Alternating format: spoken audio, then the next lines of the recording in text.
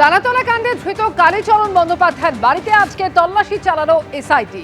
প্রাক্তন মেয়রের ওয়েস্টের হাওড়ার বাড়িতে আজকে বিশেষ তদন্তকারী দলের সদস্যরা পৌঁছে যান এবং সেখানে কালীচরণ বন্দ্যোপাধ্যায়ের বাড়িতে প্রায় 5 ঘন্টা ধরে তল্লাশি চলে। প্ল্যান না মেনেই কি তৈরি হচ্ছিল তারাতলার গোডাউন? 16 জনের মৃত্যুর দায় কার, তারই সূত্রের সন্ধানে কালীচরণের বাড়িতে আজকে তল্লাশি চলল। তারাতলায় অনিয়মের নেপথ্যে কালীচরণের টিমওয়ার্ক ছিল। কাদের গাফিলতিতে এত বড় বিপর্যয়, তারই উত্তর খুঁজছে এসআইটি। আর সেই কারণে আজকে কালীচরণের বাড়িতে তল্লাশি চলল প্রায় 5 ঘন্টা ধরে।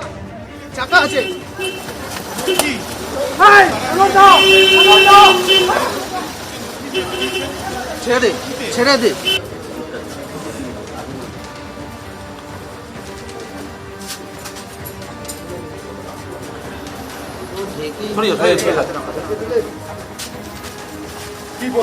কি বলবেন? একাধিক অভিযোগ আপনার কাছে, আপনার ইয়েতে সরাসরি এই মুহূর্তে চালানোর পরে তারা অভিযুক্তকে নিয়ে যাচ্ছেন তারাতলার এই যে ঘটনা, সেই ঘটনার পরে কি বলবেন? একাধিক অভিযোগ আপনার কাছে, কি বলবেন? আমরা দেখতে পাচ্ছি কালীচরণ বন্দ্যোপাধ্যায়, তাকে নিয়ে কিন্তু ইতিমধ্যে এসআইটির টিম তারা প্রায় 5 ঘন্টা জিজ্ঞাসাবাদের এবং জেরা এবং তল্লাশি অভিযানে চালানোর পরে তারা অভিযুক্তকে নিয়ে যাচ্ছেন তারাতলার এই যে ঘটনা, সেই ঘটনার পরে এই তল্লাশি অভিযান চলছে এবং 5 ঘন্টা তল্লাশি অভিযানের পর ইতিমধ্যে তা শেষ হয়েছে এবং তাকে নিয়ে এসআইটির সদস্যরা তারা কিন্তু শিবপুর থেকে বেরোচ্ছেন। এখন দেখার বিষয়, ফাইলে করে বেশ কিছু নথি তারা নিয়ে বেরিয়েছেন এবং এই ক্ষেত্রে এই যে নথি নিয়ে বেরিয়েছেন, সেই নথিতে কোনো সূত্র তারা পান কিনা এখন সেটাই দেখার। ক্যামেরায় সন্দীপ পালের সাথে আবির দত্ত, এবিপি আনন্দ, হাওড়া।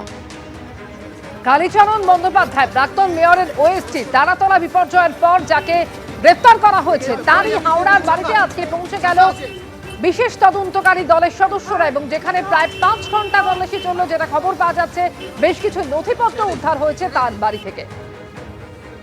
আর এর আগে গত 25 তারিখ তারাতলা বিপর্যয়ের পর মুখ্যমন্ত্রী শুভেন্দু অধিকারী এই নিয়ে বিধানসভায় সরব হয়েছিলেন এবং তিনি একেবারে নাম করে বলেছিলেন, কেএমসিতে কি হতো সব জানি।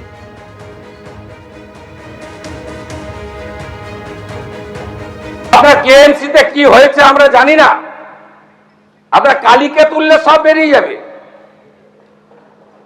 কলকাতা কর্পোরেশনে কালী না বললে কোনো প্ল্যান হয় না। আর কালী অ্যাপয়েন্টেড বাই ক্যামার স্ট্রিট, সবাই জানে। আর এই কালী বাইপাসের পাশে আপনাদের তৃণমূল ভবন বানাচ্ছে 200 কোটি টাকা দিয়ে, আর এখান থেকে টাকাটা তুলে ওখানে পাঠায়। আমরা সব জানি, সব বের করেছি, আমরা এফআইআর হয়েছে, আরো ব্যবস্থা নিচ্ছি। গতকাল কুণাল ঘোষ প্রাক্তন মেয়র ফিরহাদ হাকিমের বিরুদ্ধে আইনি পদক্ষেপের দাবিতে সরব হয়েছিলেন, আর এবার কল্যাণ বন্দ্যোপাধ্যায় প্রাক্তন মেয়রের নাম না করে গ্রেপ্তারির দাবিতে সরব হলেন। বললেন, শুধুমাত্র কালীকে ধরলে হবে না, দোয়াত আর পেনকেও ধরতে হবে।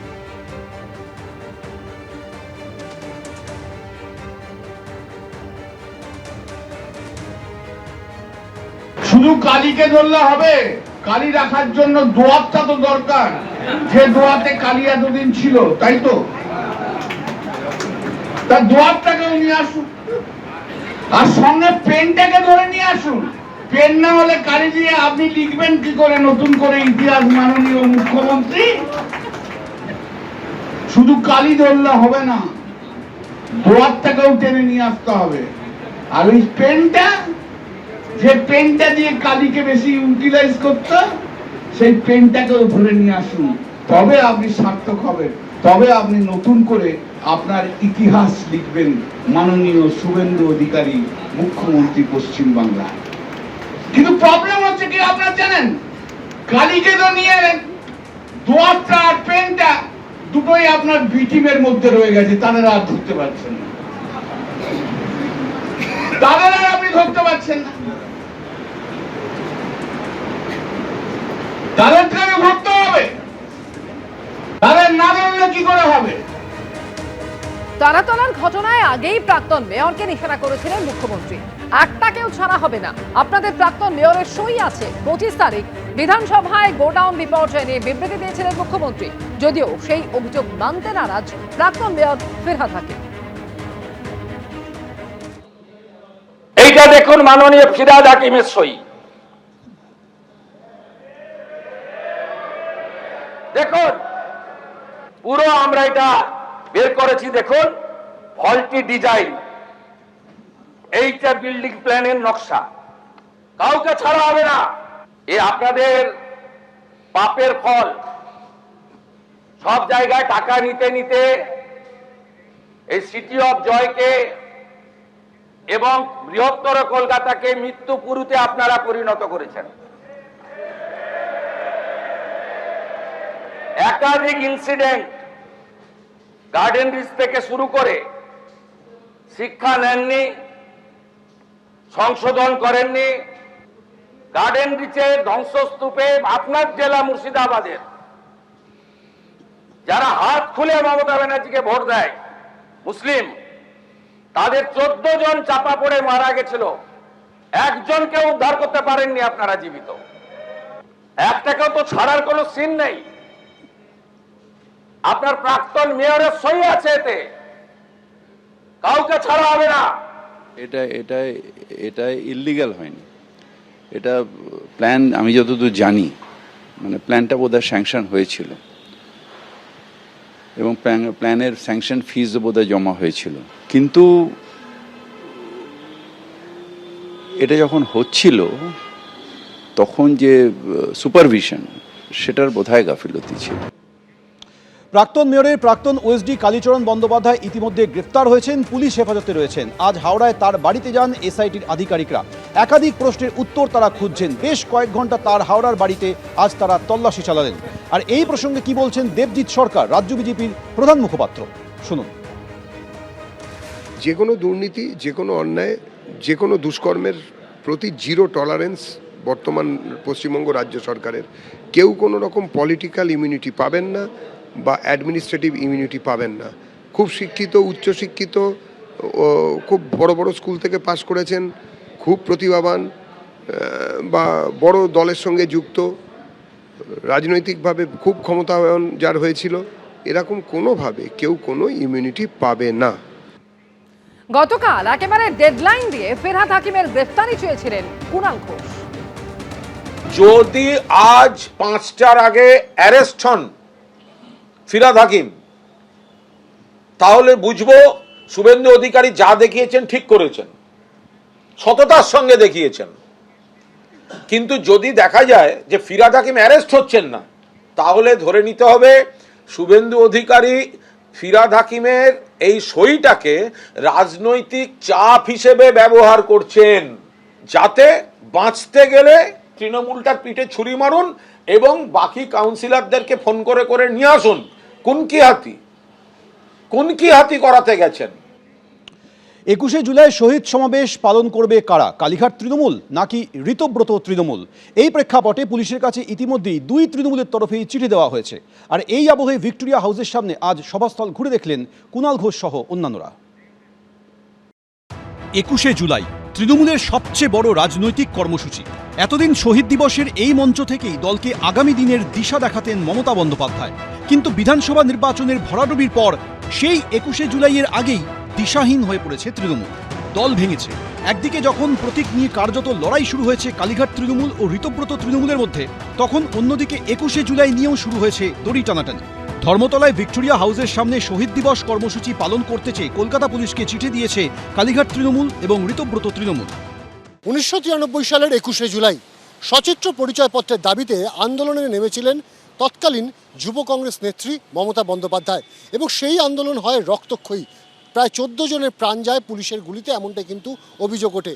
পরবর্তী সময় কিন্তু তৃণমূল কংগ্রেস প্রতিষ্ঠা হয় এবং তৃণমূল কংগ্রেস প্রতিষ্ঠা হওয়ার পর থেকে এই ভিক্টোরিয়া হাউসের সামনে তারা প্রতি বছর কিন্তু 21শে জুলাই পালন করে আসছে। এবছর কিন্তু 21শে জুলাই নিয়ে ইতিমধ্যে দড়ি টানাটানি শুরু হয়ে গিয়েছে। কারণ একদিকে মমতা বন্দ্যোপাধ্যায় পন্থী যে কালীঘাট তৃণমূল, অন্যদিকে ঋতব্রত বন্দ্যোপাধ্যায় সন্দীপন সাহাপন্থী আরেক তৃণমূল। নায়ক নায়িকাদের ভিড়ে শহীদ পরিবার মর্যাদা পায়নি। অনেক বড় বড় নেতা ছিল যাদের মুখে আমি আজীবন শুনে এসেছি। আমরা সিপিএম এর সাথে লড়াই করেছি, অনেক ববি, অনেক অরূপ, অনেক জাভেদ খানকে দেখেছি। যেই না সরকার পড়লো, সেকেন্ড দিন গিরগিটির মতো, গাদ্দারের মতো লেজ গুটিয়ে উল্টো দিকে পালিয়ে গেল। 21শে জুলাই আমাদের পারমিশন না দিলে আমরা রাস্তায় করব, আমরা সবাই অ্যারেস্ট হব, কিন্তু 21শে জুলাই আমরা করব। এই পরিস্থিতিতে এদিন ভিক্টোরিয়া হাউসের সামনে সভাস্থল পরিদর্শন করে কালীঘাট তৃণমূলের সদস্যরা। এই মুহূর্তে আমরা দেখতে পাচ্ছি যে কুণাল ঘোষ থেকে শুরু করে বৈশ্বনাথ চট্টোপাধ্যায়, সন্দীপ রঞ্জন বক্সী, তারা প্রত্যেকে এসছেন এখানে। তারা যে জায়গায় প্রত্যেক বছর এই 21শে জুলাইয়ের মঞ্চ তৈরি করা হয়, সেই জায়গাটা তারা খতিয়ে দেখছেন। এই জায়গাতেই গণহত্যা হয়েছিল 1993 সালে, তো এইখানেই সভাটি হয় এবং আমরা আইনত যা যা চাওয়া উচিত সেগুলো চাওয়া হয়েছে। ফলে দল সেটার প্রস্তুতি নিতে বলেছেন। ফলে মাননীয় সাংসদ দোলা সেন, বৈশ্বনাথ চট্টোপাধ্যায়, সন্দীপ রঞ্জন বক্সী, আমরা সবাই এসেছি। আমরা করতে চাইছি সেইটা আমরা অ্যাপিল করেছি। এবার এরপরে প্রশাসনের উপরে নির্ভর করে তারা আমাদেরকেই পারমিশন দেবেন কি দেবেন না। যারা দীর্ঘদিন থেকে তৃণমূল কংগ্রেস করেন, যারা তৃণমূল কংগ্রেস বলে চিহ্নিত তাদের অঞ্চলে, তারা সবাই সেই অনুষ্ঠানে থাকবেন। এই নিয়ে কটাক্ষের সুর শোনা গেছে বিজেপির গলায়। যে পার্টি ইতিহাসের পাতায় চলে গেছে, যে পার্টিকে বাংলার মানুষ দুধছাই করে ছুঁড়ে ফেলে দিচ্ছে, 21শে জুলাই তারা কোথায় করলো, কে পারমিশন চাইলো, এটুকু বলতে পারি যে যদি পারমিশন চান আমাদের মুখ্যমন্ত্রী পারমিশন দেবেন। 1993 সালের 21শে জুলাই পুলিশের গুলিতে প্রাণ হারান 13 জন যুব কংগ্রেস কর্মী। তখন যুব কংগ্রেসের নেত্রী ছিলেন মমতা বন্দ্যোপাধ্যায়। তৃণমূল তৈরি করার পর থেকে প্রতি বছর এই কর্মসূচি করে আসছে তৃণমূল। জানিয়ে কটাক্ষের সুর কংগ্রেসের গলাতেও। তারা যখন মারা যাচ্ছেন তাদের হাতে কিন্তু যুব কংগ্রেসের পতাকা, না হলে কংগ্রেসের পতাকা। মমতা বন্দ্যোপাধ্যায় দল পরিবর্তন করলেন। ক্ষমতার কারণে এই সমগ্র অনুষ্ঠানটি শক্তি প্রদর্শনের একটি জায়গা তৈরি হল। স্মৃতিতর্পণের জায়গা থেকে এটা হয়ে গেল যোগদান মেলা। কংগ্রেস কিন্তু শ্রদ্ধার সঙ্গে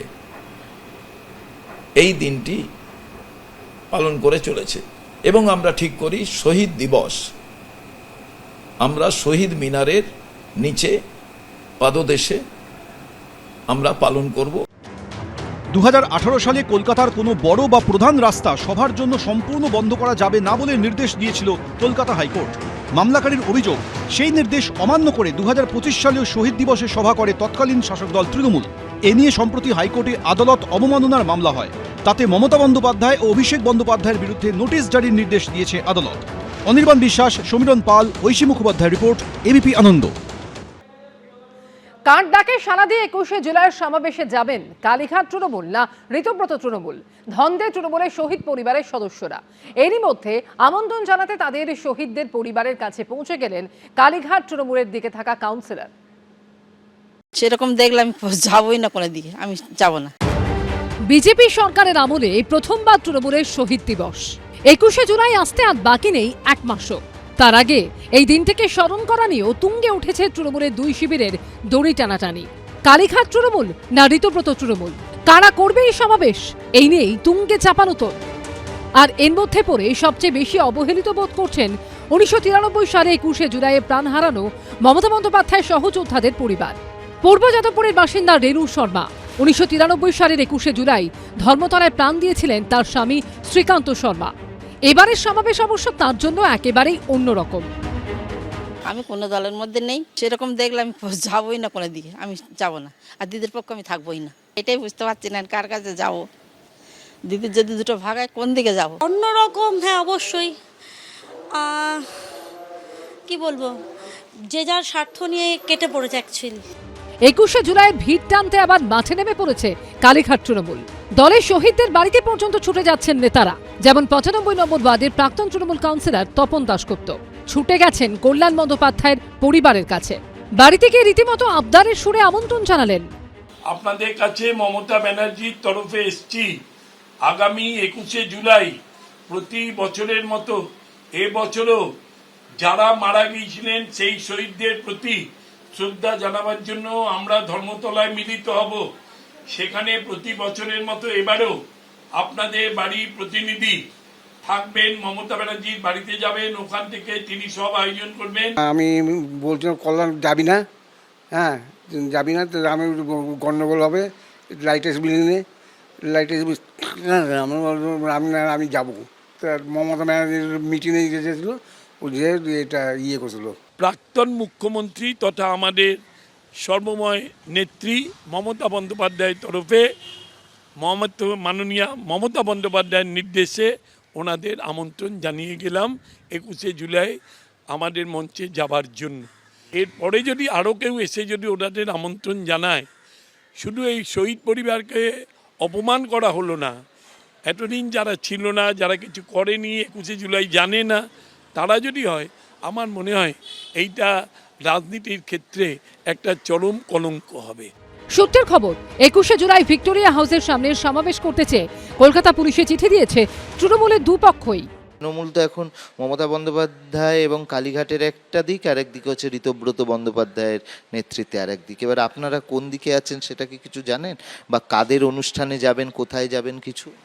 সেটা আমি এখন বলা যাচ্ছে না। হ্যাঁ, পরে আমরা ডিসিশন নেব। কনফিউজ আছে, মানে এখন যে দিদি আমাদের যেদিকে নিয়ে যাবে সেরকম যাবো আমরা। মমতা বন্দ্যোপাধ্যায় যেদিকে যাবে সেদিকে যাবো আমরা। এখন দেখার শহীদের পরিবাররা কোন তৃণমূলের পাশে থাকে। 21শে জুলাই কাদের মঞ্চে তাদের দেখা যাবে। অর্ণব মুখোপাধ্যায় ও পার্থপ্রতিম ঘোষের রিপোর্ট, এবিপি আনন্দ। এবিপি আনন্দ, এগিয়ে থাকে, এগিয়ে রাখে।